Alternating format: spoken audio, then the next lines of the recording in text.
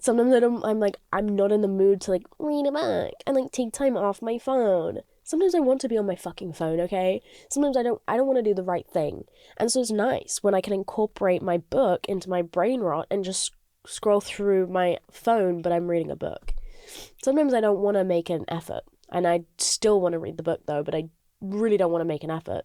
And I'm really not in the vibe to like take care of myself. I just want to read the fucking book with no strings attached. Okay, and is that so difficult? No, it's not. Turns out you can just get Apple Books. So anyway, I've been reading on Apple Books, okay? And the book I've been reading, if I'll get to my fucking point now, is called Intercourse by Andrea Dworkin.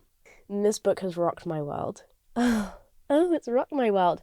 One thing I will say, actually, trigger warning. Okay, I think this is the first podcast I've ever put trigger warning on, but listen, fair warning, trigger warning. I'm going to touch on some more mature themes in a second pertaining to SA, and I'm not going to mince my words because I don't like doing that. When it comes to these topics, I think it's really important that people use the proper vocabulary for it, and I know that I can do that on the streaming platforms in which this podcast will be posted. God knows if people can clip it and put it on TikTok, but I actually think that it's powerful to use the correct verbiage for these things, so that is your fair warning. And it's going to be maybe a little bit more mature of an episode, but there we go. I'll try not to make it too gruesome, but I think it's actually good if it is.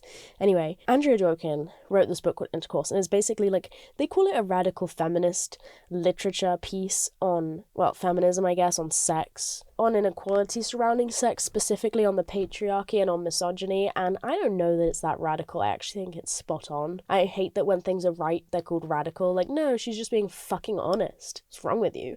Anyway, one of the things that I really admire about her book, and this all ties in, I promise, it ties into the adolescence thing that I was about to tell you about, but she takes a look at historically, and I haven't finished the book, I'm on like chapter 6 or 7, but she starts to look at like very old pieces of literature by men, which are now banned because they were so fucking abhorrent, by the way, and dissects them and talks about real stories that men wrote about how much they fucking hated their wives, and a lot of them end in the wife dying, and a lot of them involve rape. In fact, all of them involve rape. And she kind of argues that they can't not, because of the constraints of the time. She kind of argues that any intercourse demanded that the woman must be subordinate to the man for this intercourse to happen. And not only for the intercourse to happen, but because of the structure of the time, because of how the things were laid out.